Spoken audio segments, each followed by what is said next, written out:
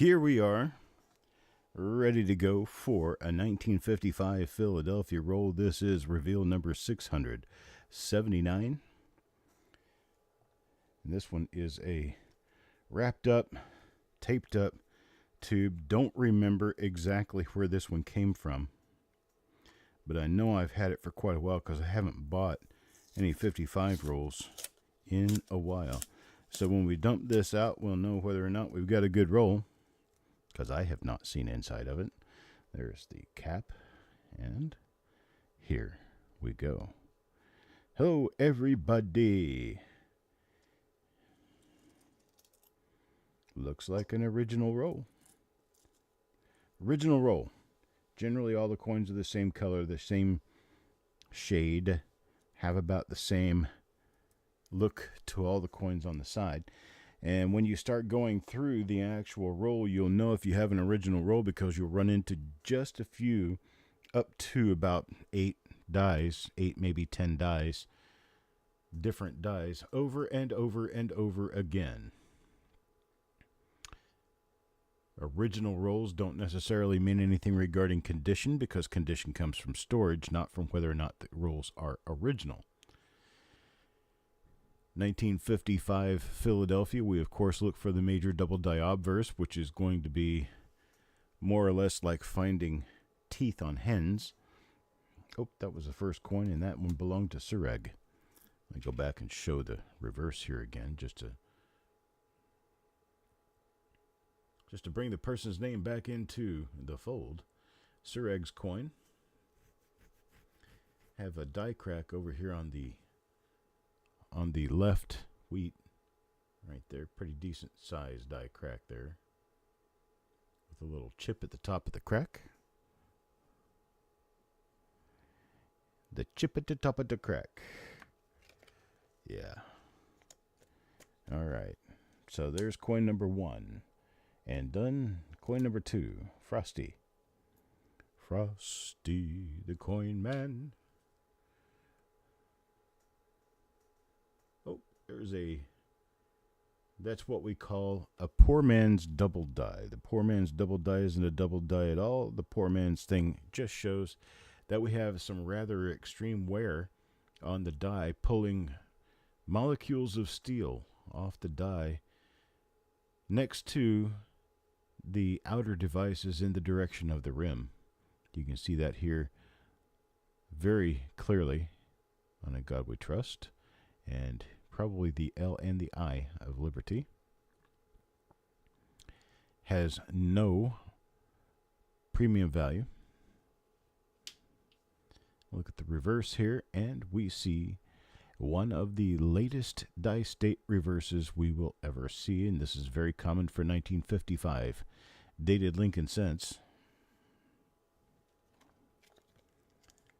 All right. That's coin number 2. Now coin number 3. Go on to Carl. See what we can pick up with Carl here. Well, there's another one of them. So it looks like we're probably going to be running into a lot of these in this roll. I'm going to back out some. Get a little bit better look at more of the coin at once. Move my exposure down just a little bit so that we can make out details, and we don't have to be so close, because on a later die state coin like these, we are likely not to see any really minor double dies, because those are usually worn off before we get to them. All right, here we go for coin number 4. Farm Dog. No, he's not poor. The poor man part is where there were so many of them out there, so many of them available, that people had a tendency to buy them at coin shops, and the coin shops got to a point where they were selling them for 50 cents or $1 a piece back in those days, just to make a little bit of money, because, well, there wasn't really a plethora of people back in those times who really understood the minting process and really got what it meant when you said double die. It was a very uh, uneducated enigma back then. So when a dealer could show a person that there was an extra 5 on their coin, they bought into it, and they bought those coins at a premium. You're talking about 1955. The Lincoln cent in general was worth 1 cent. When you could sell them for 50 cents, that was a big money-making project right there. And so they called it the poor man's double die because the double die, the real double die, was going for $100, $200 already. They were going for some real money. We've seen that die. So we move on.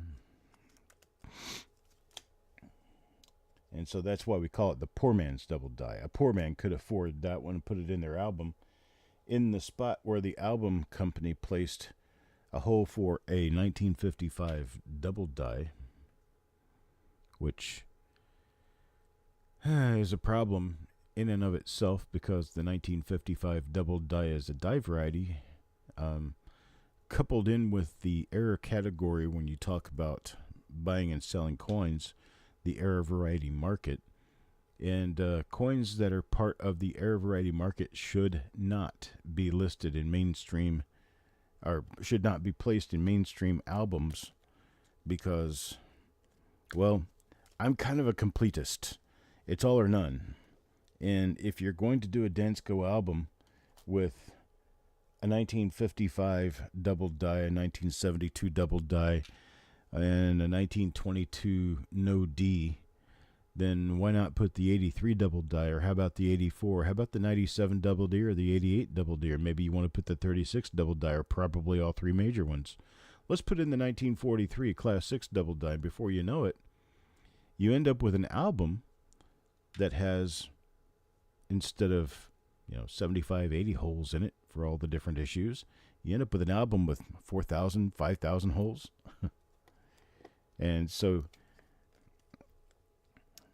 I don't believe even the major die varieties or any major errors should be placed in any regular set album, which this is one reason why I've never really followed nor given much credence to the 1922 no D, because it is actually an error. It is not a variety of any kind. And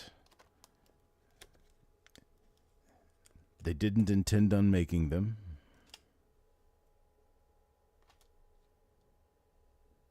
So there is that for sure. Oh, here's an earlier die state, 1955 Lincoln cent. This is actually kind of a scarcity to find a nice, clean-looking 1955 Philadelphia Lincoln cent. This one's going out to Sissy.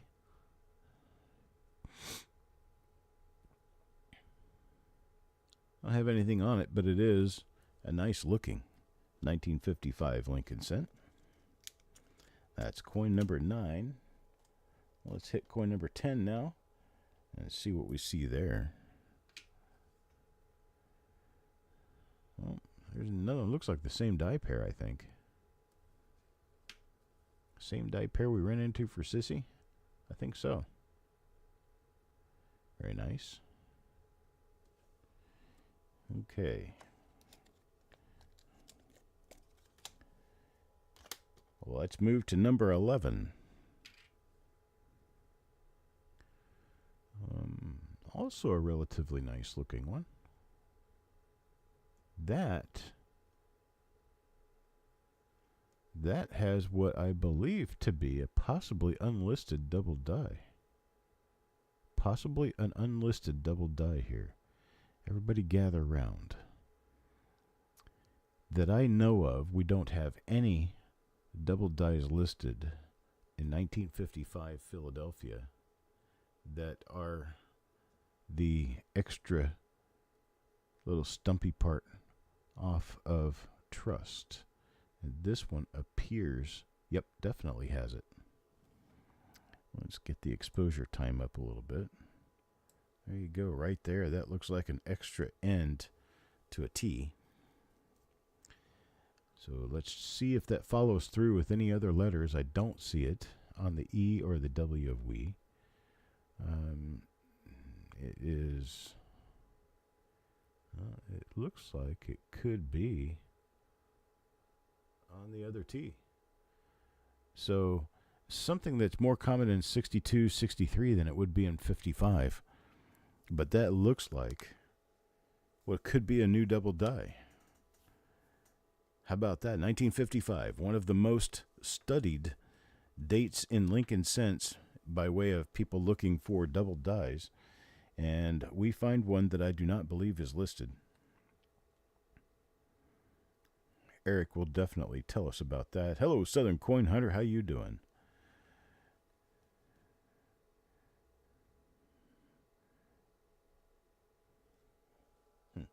As interesting as this is, I'm going to continue moving. But this one will go to Paul Hampton. So there we go with that.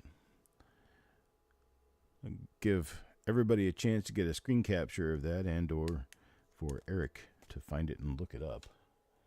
All right, so here we go. Coin number 12. It's going to go to Stan. Stan the man. Oh, I'm way up close. Let's see if we have it. No, we don't have that. We've got, yet again, a relatively early dice date coin.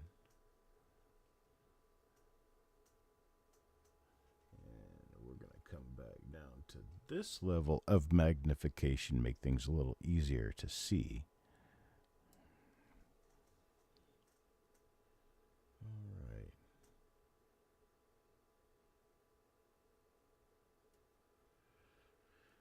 Nothing on that side. I do have something to show you on there, though. Don't go away. Don't touch that dial. We have important information upcoming.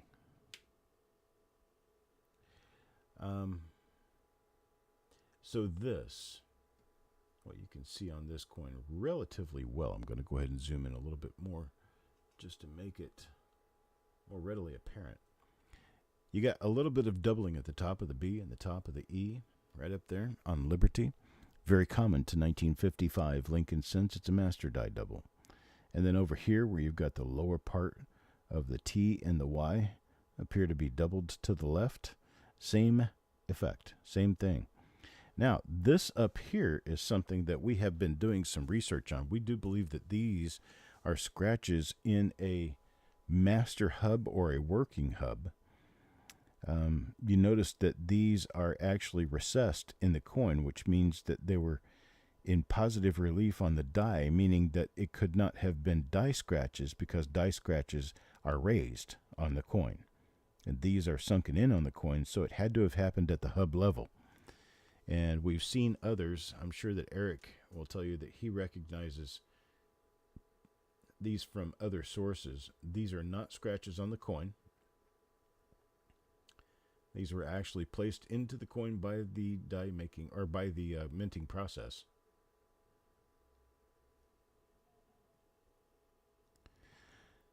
Yes, they're visibly in incuse on the coin. So they had to have been raised on the die, in incuse on the hub. So my thought and idea on this is that they are hub related. And they're usually mostly just in that left field, but I'm seeing more of them on this one than I've picked up on others, including a couple around the date. You can actually see some of those marks running horizontally above the date. And then here you can also see some die scratches, which is very normal. But just to give you a contrast, you've got raised die scratches, and then you've got sunken in lines on the coin. Raised die scratches are definitely done on the die part. You can see raised die scratches there too. But this over here, these are actually lower on the coin than the field. All of the mints had these in 1955. That is definitely correct. However, we have not really we've not really rounded it down. I believe it is a master die or a master hub or a working hub, possibly a working hub. That would make most sense. I don't really know of hub wear. Um, Although it would occur by continually making more dies with a hub. But yeah, that's hubware is something that I don't know much about, if it even exists. I've never really heard of it. Very interesting surface on that coin too. It has kind of like the brushed aluminum type look. Kind of strange. Is this another one of them? No, it's not. So let's zoom back out. Zoom, zoom. Let's get our lighting right here. And then we'll pull my exposure time down a little bit so that we can see all the bits, the shiny bits and the non-shiny bits and the bits that are facing away. All of those bits help us figure out what's going on when we look at the overall coin. See nothing there. That's number 13. Now coin number 14. Carl?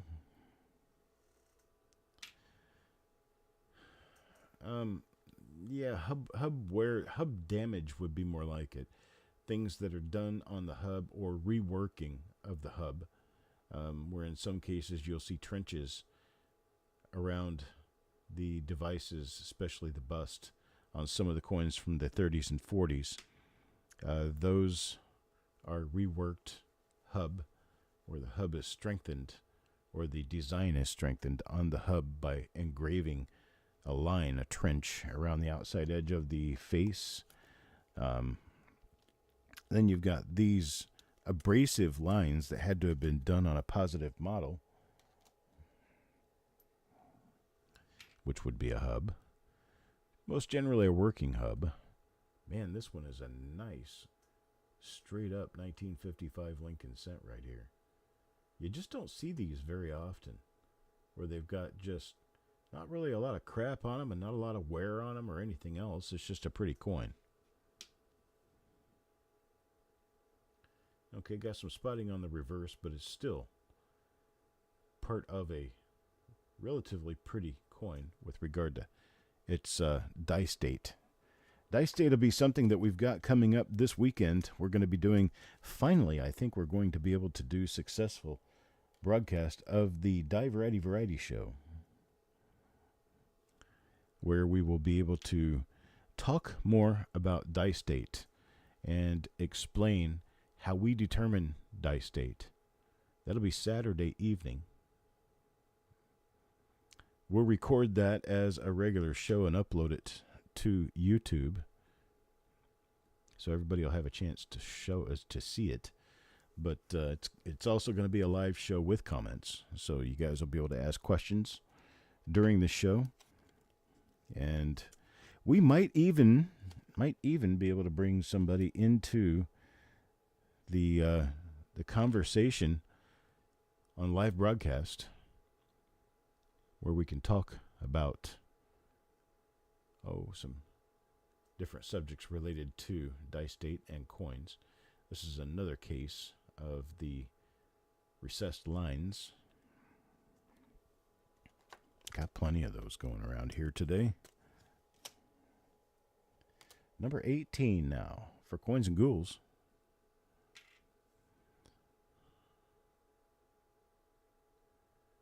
Not quite so easy to find 1955 rolls that haven't been dug through these days.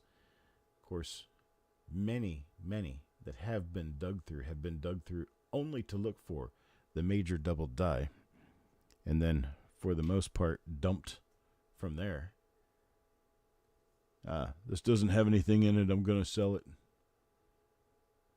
Very common thing. Looks like another one of the ones that has the T lines. Yep, it is.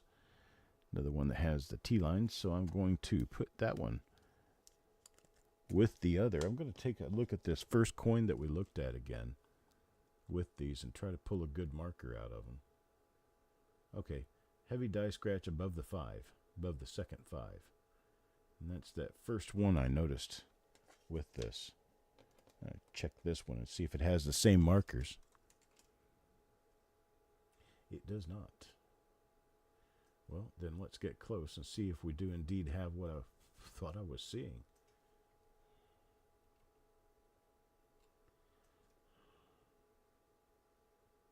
Right up here and brighten my light up so we can see it better.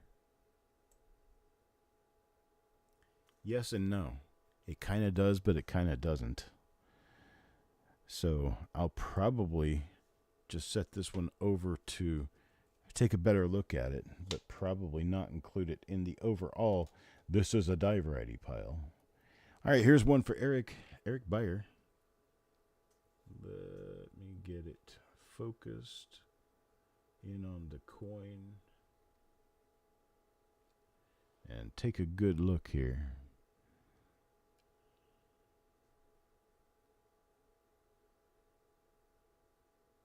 Oh. Notting. Poor man's a plenty, plus we have one possible new double die that shows extra horizontalness to the T's of trust. Got some relatively clean looking 1955 strikes, which is not a highly common thing. A lot of pretty nice looking coins in this roll. All things considered. I mean, they're not beautiful when it comes to like a 55D, but for 55 Philadelphia, a lot of these coins are actually really nice. Dirty Water, status of my father's place. Nothing has changed. It is livable. It appears that the main living area of the house is more or less weather tight. We still missing siding, still missing a carport. But other than that, it's in relatively decent shape. I mean, I think he got off a little easier than some of the neighbors. But the place right across the street from him received no damage at all, no noticeable damage at all. And then there were other places where the entire roof was lifted off the house. So it's just kind of, this is how it happened, and it happened here and didn't happen there. And that's just kind of how this went down.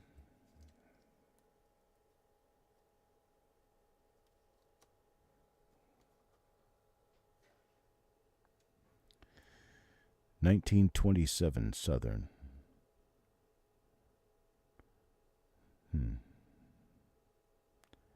Oh, no, 1927. Found a 27 double die? That is nice. Or did you just find a 27 Lincoln?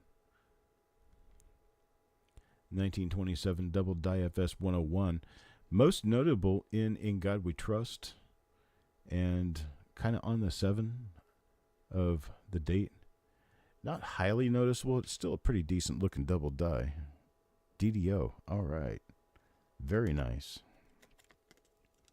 I don't know if that was listed in the Cherry Pickers Guide, but it is listed in most other guides, including copper coins.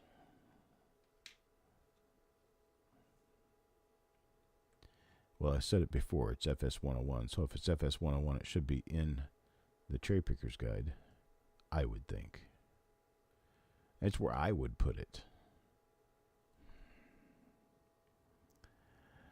No, this reveal is actually one from a couple of weeks ago. I sold it the week before I went to Florida. Or actually, I sold it the Tuesday that I went to Florida.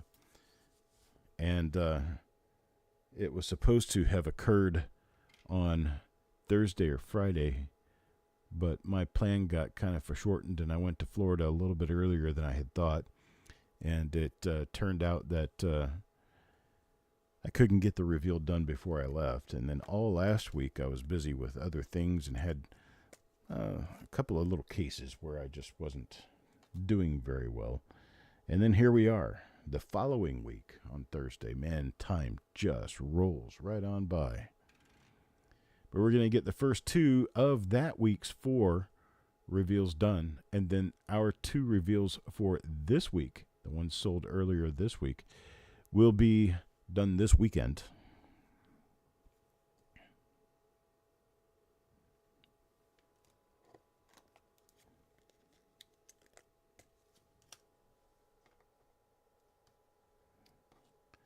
All right, number 26, going to Mickey. Let's see what we have here for Mickey.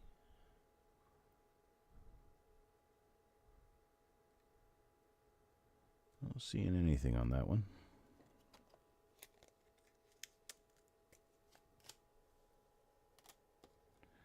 Chubby Pop Chaser.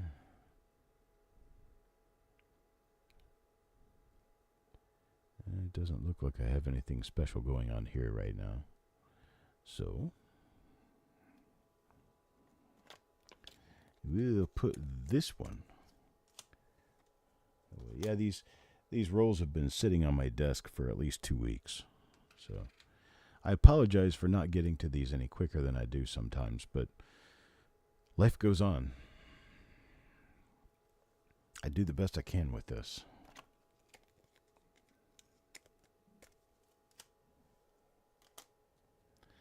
Number 29 now. This one for Doug.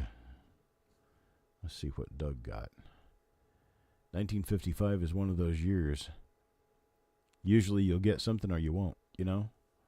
And there's not a whole lot of different things going on in 1955 as far as dive varieties are concerned. So they're kind of far scattered.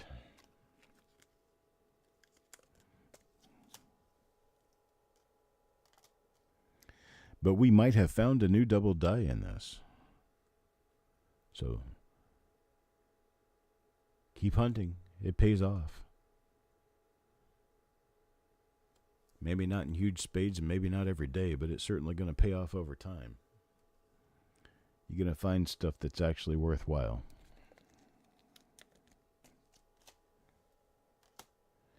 Number 31, Chubby Pop Chaser.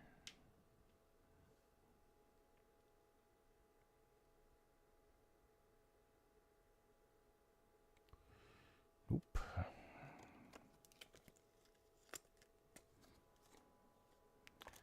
And number 32 for Frosty. One more mention just for people who happen to be floating in and did not hear it in the beginning of the broadcast or my previous broadcast. First, I welcome you to the broadcast, but we will be having a mystery coin pull this evening. Mystery coin pull at 7 p.m. Eastern Time on this channel. You can get in now if you're registered with the channel. Just let me know and I'll get it added to the sheet and I'll get you an invoice sent out. It's that simple.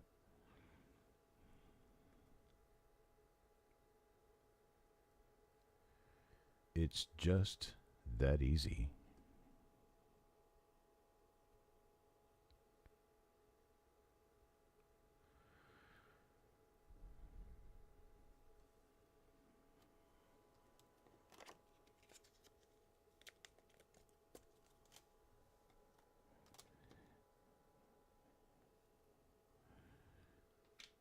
These mystery coins include silver, old Lincolns that have better value.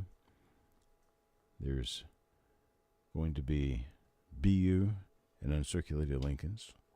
There's going to be proof cents, proof nickels, proof dimes, proof quarters, proof half dollars.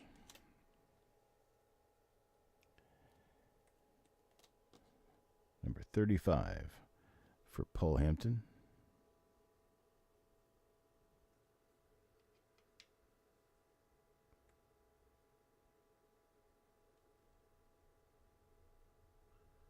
Nothing on that one, other than just a very nice looking 1955 Lincoln cent. Let's go with number 36 now. Number 36 for Stan Horn.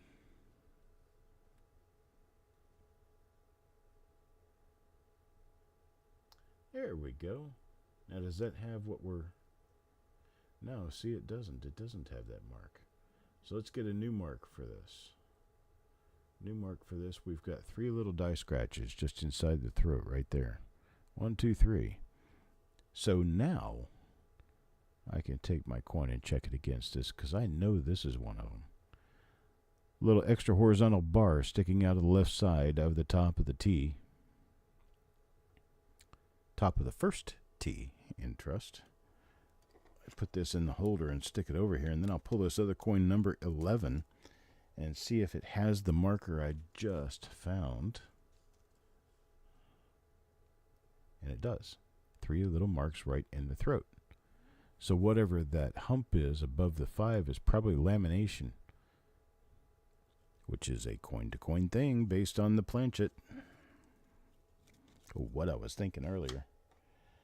Number 37, Eric Maith. Eric, now we definitely have something to be looking for, don't we?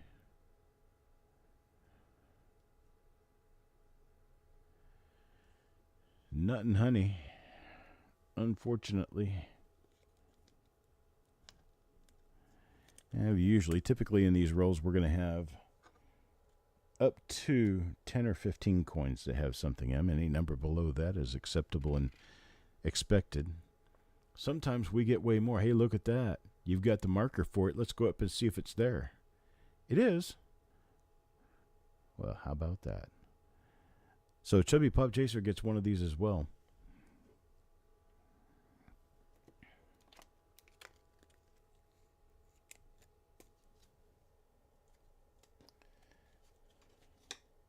So there's all 3 of what I have for now. This is coin number 39. Dirty Water. Let's see what Dirty Water gets. Oh, that's not one of what we're looking for, but let's just look at it and see what it is anyway. Kind of later die state. There it is, though. Coin 39. Now coin number 40 goes to Frosty. Frosty? That looks like Dirty Water's coin. It's similar, if not the same. So, on down, in, out, and out of there. Coin number 41 now. Mickey? Mr. Mickey. What does Mr. Mickey get? It's something different.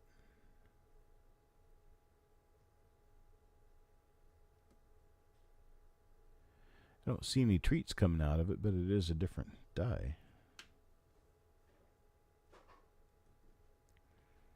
Let's look at the revise. I'm not seeing anything there. Okay. So, number 41. How about number 42? 42 goes back to Eric Beyer. Let's see what we have for Mr. Eric. That was a roll ender right there. You can see all the paper staining going on that coin. Nice, excelente. Nothing special, but we do have a little bit of that roll-end toning going on this one. Good day, Ant. Back to join us again. Paul? This is for Paul Hampton. And I'm not going to have anything on this one. I know this die. Had a chance to studge it. Found 12 of them, did you? Wow.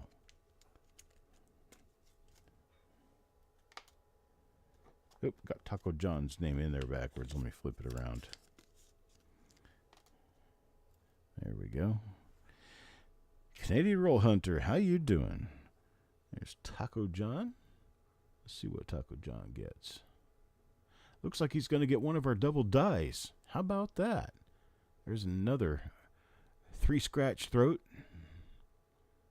Yields a double die. That's got that little horizontal stick coming out of the left side of the T, the top of the T there. That's another T underneath there.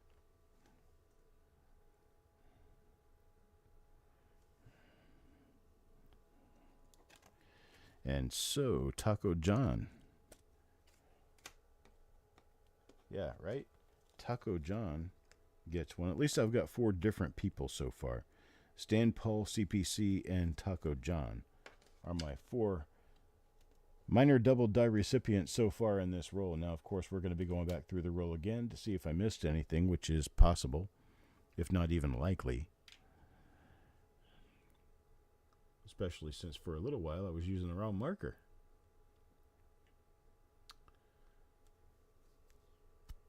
Got nothing. Nothing goes on here.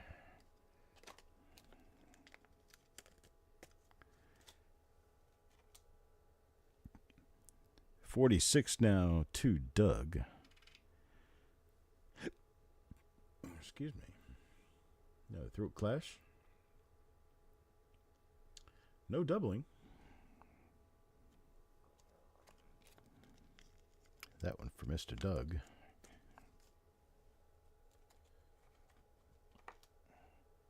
SFC in there upside down. About that. There we go. SFC gets our next one.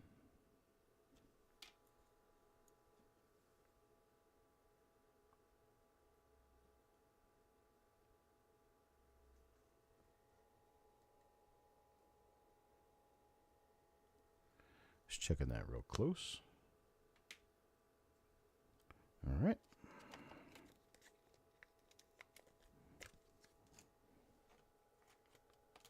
$48 now. Carl. I am missing a single coin off the end of this roll, which means we're going to be short one person. And that one person, I'll have to mark down giving them a credit for the coin they're not going to get. Here's Sissy. Last coin in the roll. Coin number 49. It's not going to have a double die, but it is still one of those nice coins. She got a better one earlier. And that's it for the roll. Who is left out? Eric Beyer. Oh, that sucks. All right, so we got 49 coins instead of 50. We've got four examples of a double die. Here, let me flip it over and show you names. Stan, there's Paul, CPC, and Taco John. Names for the double dies for this roll. So,